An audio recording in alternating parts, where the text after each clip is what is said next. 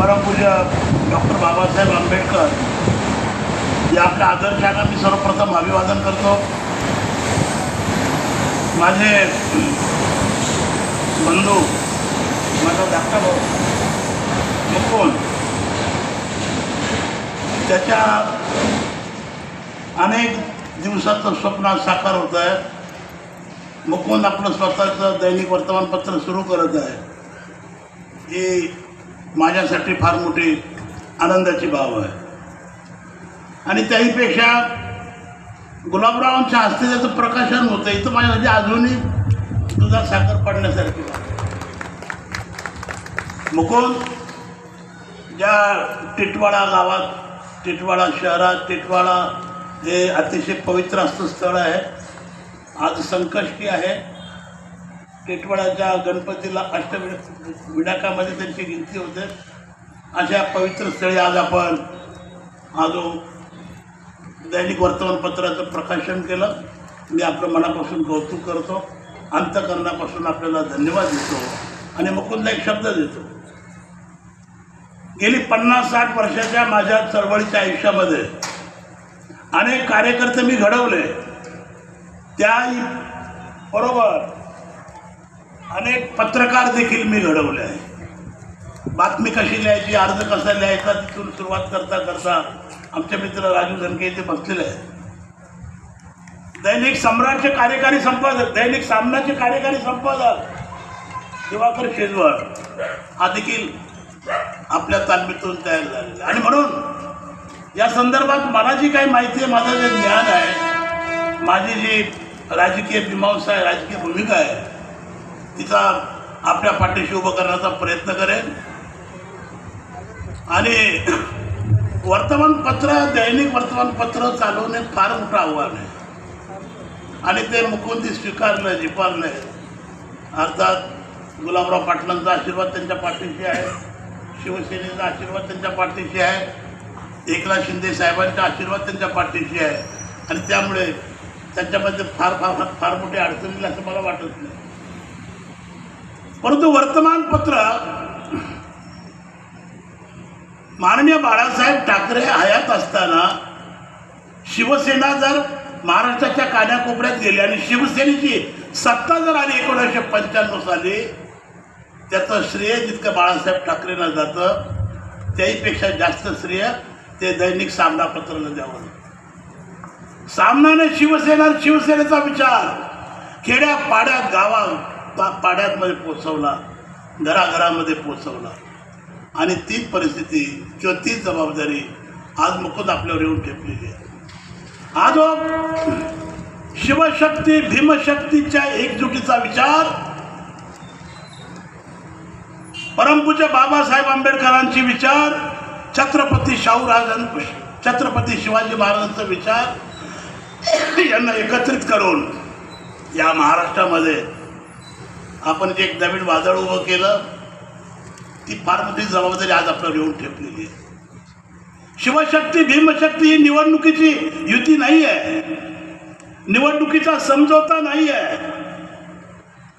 परमपूज्य बाबासाहेब आंबेडकरांना अभिप्रेत असलेली समाज व्यवस्था, वर्गविहीन वर्णविहीन देश निर्माण करणं, असा देश, असा समाज तर जिथे कोणी वरच्या जातीचा नसेल, कोणी खालच्या जातीचा नसेल, कोणी श्रीमंत नसेल, कोणी गरीब नसेल, कोणी कुणाचं शोषण करणार नाही, कोणी कुणावर अत्याचार अन्याय करणार नाही, वर्गविहीन वर्णविहीन समाज निर्माण करणं बाबासाहेब आंबेडकरांचं स्वप्न होतं। रयतेचं राज्य प्रस्थापित करणं छत्रपती शिवाजी महाराजांचं स्वप्न होतं आणि ते छत्रपती शिवरायांचं, बाबासाहेबांचं स्वप्न साकार करण्यासाठी मुकुंदसारखे कार्यकर्ते समर्पित आयुष्य जगत आहे, वाहून घेतलेलं आहे। त्याचा मला खूप आनंद वाटतो। खरं पाहिलं असता मी विचार करतो, ज्या ठाणे जिल्ह्यामध्ये आपण बसलेलो आहोत, पाटील साहेब, गुलाबराव, शिवसैनिक आणि भीमसैनिकांच्या रक्तरंजित संघर्षाने माखलेला हा जिल्हा आहे। त्या कल्याणमध्ये, ठाण्यामध्ये, अंबरनाथमध्ये, उल्हासनगरमध्ये शिवसेनेच्या आमच्या सारख्या मारामाऱ्या, सारखे डोकोपुडी, सारखी दुश्मनी आणि मग जेव्हा त्या महाराष्ट्रामध्ये दोन प्रश्न असे निर्माण झाले.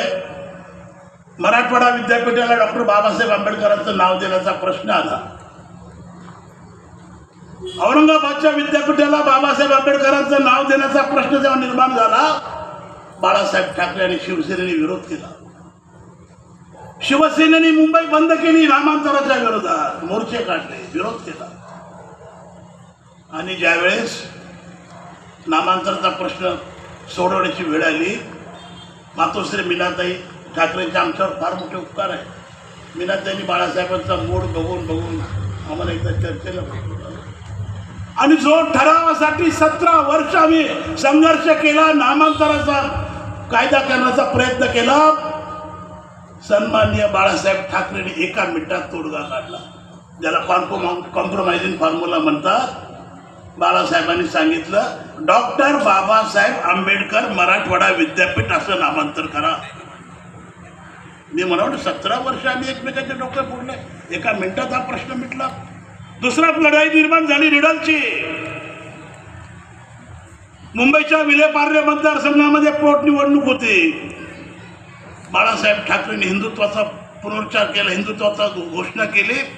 त्या निवडणुकीवर मध्ये बाळासाहेबांना दोषी ठरण्यात आलं, त्यांचा मतदानाचा अधिकार डिस्काउंट घेतला आणि देशामध्ये हिंदुत्वाची लाट आली, राज्यामध्ये लाट आली. आणि त्याच वेळेस मुकुंदा लोकसत्ता पेपरमध्ये आहे ना, लोकसत्ताचे माधव गडकरींनी एक लेख लिहिला आणि तिथून वाद निर्माण झाला. बाबासाहेब आंबेडकरांनी राम आणि कृष्णावर निंदा केली, टीका केली, अपकीर्ती केली, गैरप्रचार केला, अशा प्रकारचं लिखाण करून मोठा संघर्ष पेटवला. आणि मग मनाप्रमाणे तशीच परिस्थिती झाली. शिवसैनिक आणि भीमसैनिक आमने सामने उभे ठाकले रिडलच्या मुद्द्यावर. महाराष्ट्र पेटण्याची परिस्थिती निर्माण झाली. अशा वेळेस शंकरराव चव्हाण तत्कालीन मुख्यमंत्री होते. त्यांनी बैठक बोलवली. बाळासाहेब ठाकरेंनी सांगितलं, जे पुस्तक महाराष्ट्र शासनानं प्रकाशित केलं आहे, बाबासाहेब आंबेडकरांचं लिखाण जे सरकारने प्रकाशित केलं आहे, बाळासाहेब ठाकरे म्हणाले की त्या पुस्तकाला तळटीप लिहा, त्याला फुटप्रिंट म्हणतात. त्या तळटीपेमध्ये एवढा उल्लेख करा की या पुस्तकात प्रकाशित झालेल्या विचाराशी महाराष्ट्र शासन जबाबदार नाही. फुटप्रिंट आणि संपलं भांडण. शिवसैनिकांनी भीमसैनिकांनी एकत्र येऊन जल्लोष केला. आणि मग माझ्यासारख्या कार्यकर्त्याला प्रश्न पडला की बाळासाहेब ठाकरे आणि शिवसेनेशी जर आपला संपर्क असता, जर आपली वैचारिक देवाणघेवाण असते, तर आतापर्यंत या महाराष्ट्राचं चित्र वेगळं झालं असतं. काँग्रेसने शिवसेना, भारतीय जनता पक्ष या जातीयवादी पक्षांचा पराभव करण्यासाठी काँग्रेस आरपीआयला विजय करा एका वाक्यावर रिपब्लिकन आंबेडकरी समाजाला हायजॅक केलं, पळवून नेण्याचं काम केलं.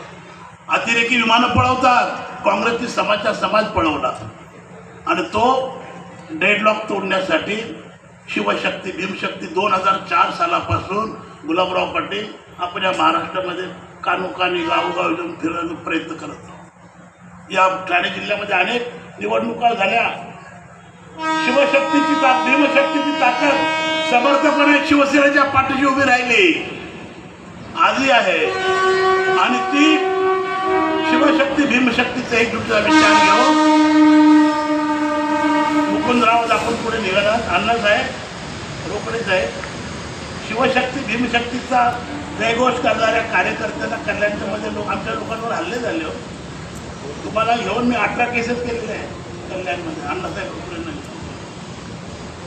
काही सोपं नव्हतं. या कल्याणमधून आमचा DM गायकवाड वारला बिचारा, त्याला पळून जावं ना का? शिवसेनेची युती केली, शिवसेनेची दोस्ती केली. आमच्या उल्हासनगरला सकाराम घोडके त्याच्या घरावर हल्ला झाला. मनोहर जोशी धावून गेले त्याच्या मदतीला, गावाला निघून गेलं.